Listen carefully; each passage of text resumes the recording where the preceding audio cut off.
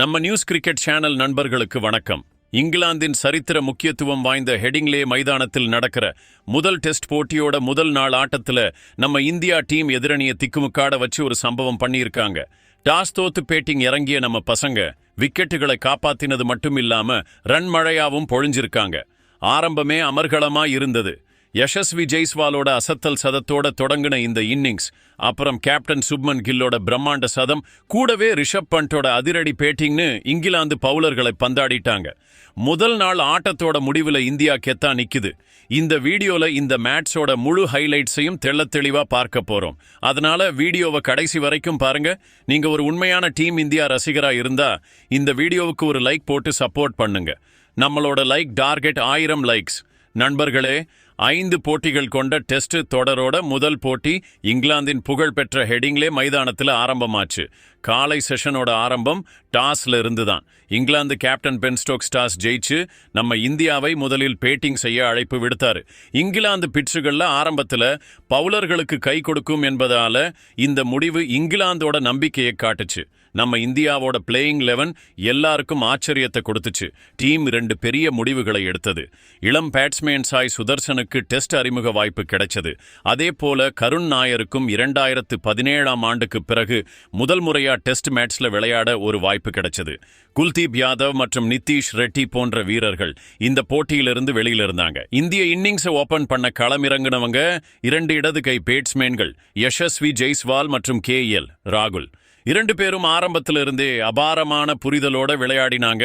யசஸ்வி அதிரடியா விளையாட, ராகுல் தன்னோட கிளாசிக் ஸ்டைல்ல பவுலர்களை டயர்டாக்குனார். இங்கிலாந்து பவுலர்கள் முயற்சி செய்ய எந்த குறையும் வைக்கல. ஆனா நம்ம இந்தியாவோட ஓப்பனிங் ஜோடி அட்டகாசமான பொறுமையோடும் புத்திசாலித்தனத்தோடும் பேட்டிங் செஞ்சாங்க. KL ராகுலோட கவர் டிரைவ்கள் ரசிகர்களை கைத்தட்ட வச்சது. அதே சமயம் ஜெய்ஸ்வால் தன்னோட அதிரடி ஷாட்களால பவுலர்களை பேக் ஃபுட்ல தள்ளுனார்.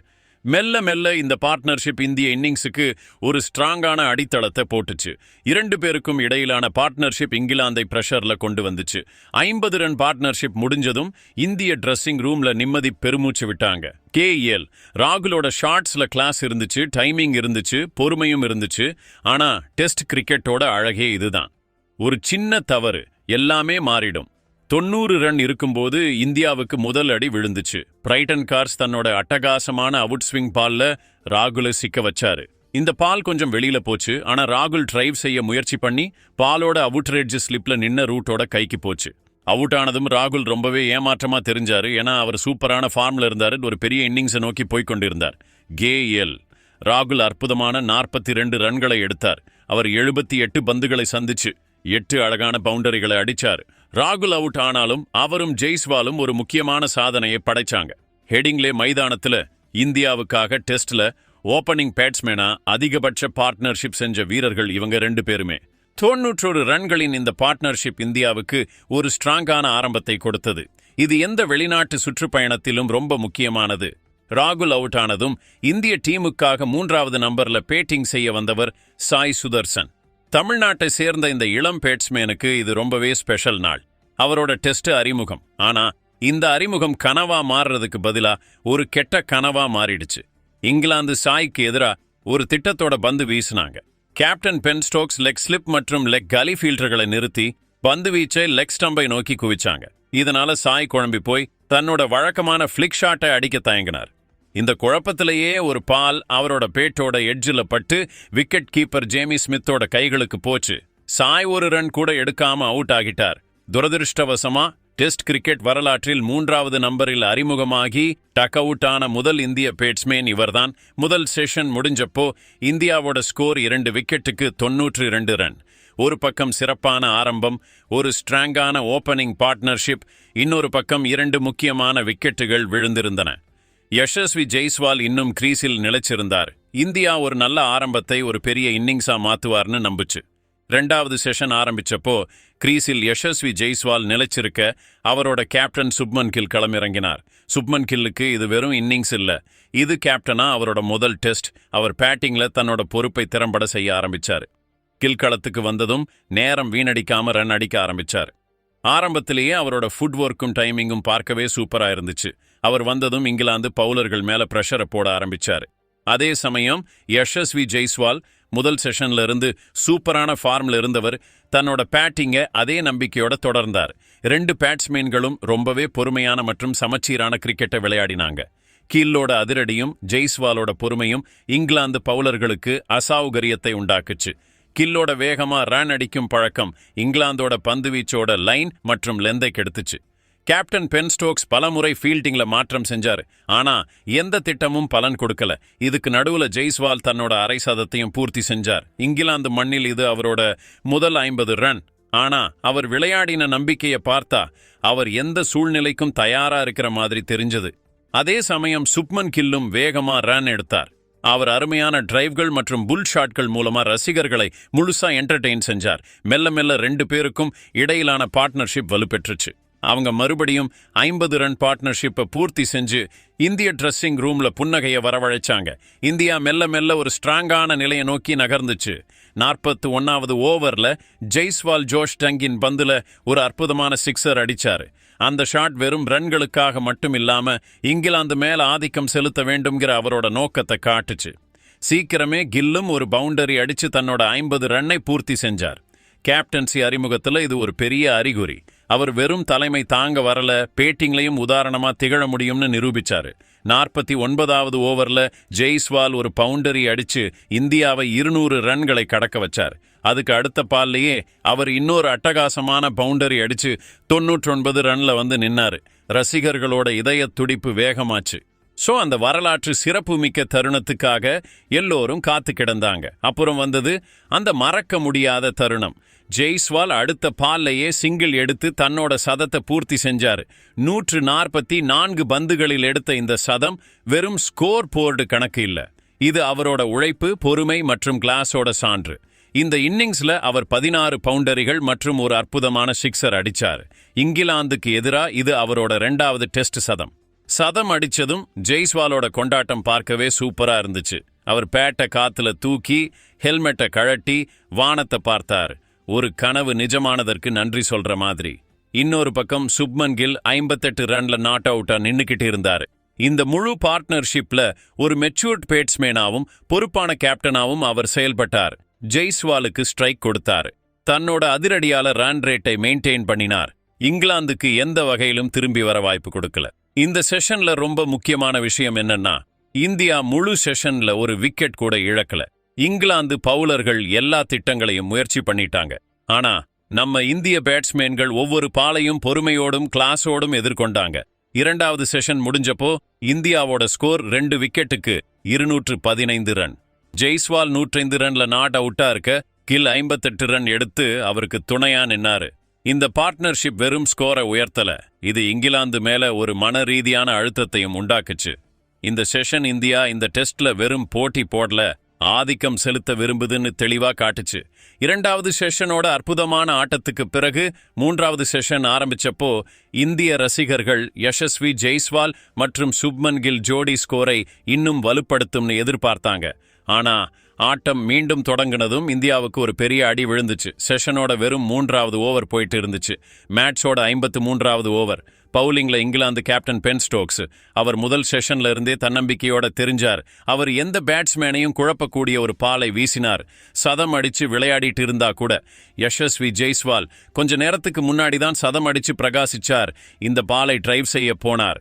பால் அவரோட பேட்டோட அவுட்டர் எட்ஜில் பட்டு ஆஃப் ஸ்டம்போட பெயில்ஸை அடிச்சு சிதறடிச்சது. ஸ்டோக்ஸ் விக்கெட் எடுத்ததும் அதிரடியா கொண்டாடினார். ரசிகர்கள் யசஸ்விக்காக எழுந்து நின்று கைதட்டினாங்க. அவரும் தன்னோட பேட்டை தூக்கி ரசிகர்களுக்கு வணக்கம் சொன்னாரு. 101 ரன்கள் எடுத்த அற்புதமான இன்னிங்ஸ்க்கு பிறகு பெவிலியன் திரும்பினார். இந்தியாவோட ஸ்கோர் இப்போ 221க்கு 3 விக்கெட். இந்த முக்கியமான விக்கெட்டுக்கு பிறகு களமிறங்கினவர் நம்ம டீம் இந்தியாவோட மிகவும் அதிரடி பேட்ஸ்மேன் ரிஷப் பண்ட். பண்ட் எப்பவும் போலவே ஒரு தனித்துவமான ஸ்டைல்ல பேட்டிங் செய்ய வந்தார். அவரோட நோக்கம் முதல் பால்ல இருந்தே தெளிவா இருந்துச்சு. 2வது பால்ல பண்ட் கிரீஸை விட்டு வெளியில வந்து ஸ்டோக்ஸோட பாலை நேரா தலைக்கு மேல ஒரு பவுண்டரி அடிச்சாரு. இந்த காட்சியை பார்த்த ஸ்டோக்ஸே சிரிச்சாரு. 2 பேருக்கும் இடையில ஒரு லேசான உரையாடலும் நடந்துச்சு.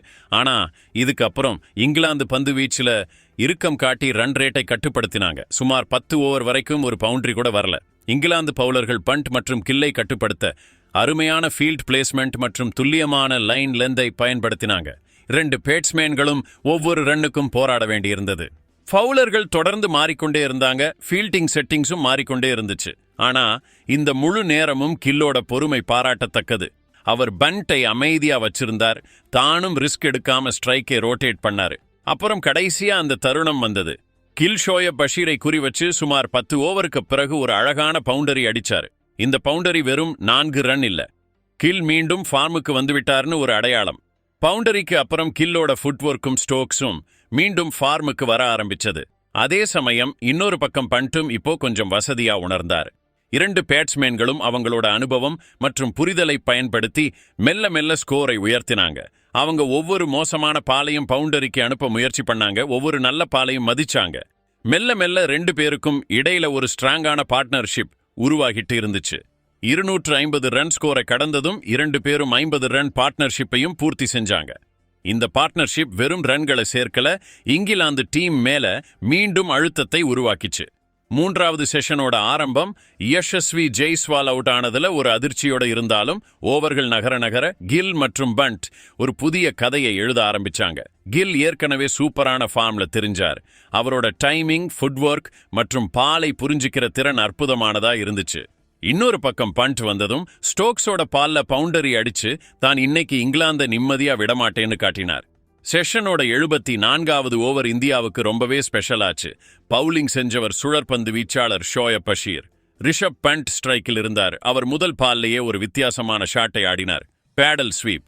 பால் நேரா ஃபைன் லெக் திசையில பவுண்டரிய கடந்துச்சு. ஆனா பண்ட் இங்கேயே நிக்கல. அடுத்த பால்லையே அவர் கிரீஸை விட்டு வெளியில வந்து பால நேரம் மிட் விக்கெட் திசையில ஸ்டாண்ட்ஸுக்கு வெளியே அனுப்பிச்சாரு. ரசிகர்களோட கைத்தட்டல் விண்ண முட்டுச்சு. இது வெறும் ரன் இல்ல, இது டீம் இந்தியா இந்த போட்டியை ஒருதலைபட்சமா மாத்த விரும்புதுங்கிற ஒரு சிக்னல். கூடவே இதோட டீம் இந்தியாவோட ஸ்கோர் 300 ரன்களை கடந்துச்சு. இதுக்கு அப்புறம் வந்த காட்சி இன்னும் பரபரப்பா இருந்துச்சு. அடுத்த ஓவர் வந்தது. கில்லும் வாய்ப்பை பயன்படுத்தி ஒரு அழகான பவுண்டரி அடிச்சாரு. பால்பேட்ல இருந்து கிளம்பினதும் ரசிகர்களோட கண்கள் பவுண்டரி ரோப் மேலேயே தான் இருந்துச்சு. அப்புறம் அதே தான் நடந்துச்சு. பால் பவுண்டரி லைனை கடந்துச்சு.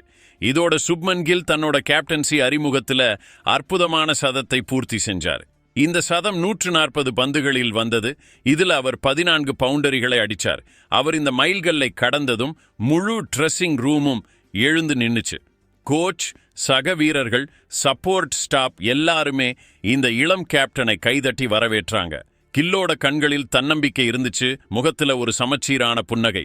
சதம் அடிச்சதுக்கு அப்புறம் கில் இன்னும் அதிரடியா விளையாட ஆரம்பிச்சாரு. இப்போ அவர் ஒவ்வொரு பாலையும் ஆராய்ஞ்சு அது மேல தாக்குதல் நடத்தினார். குறிப்பா ஜோஷ் டங்குக்கு ஒரு அழகான சிக்ஸர் அடிச்சு தான் இப்போ நிக்கிற மூட்ல இல்லைன்னு காட்டினார். அங்க பண்ட்டும் இப்ப தன்னோட லயம்ல வந்துட்டாரு. அவர் சில அற்புதமான பவுண்டரிகளை அடிச்சார்.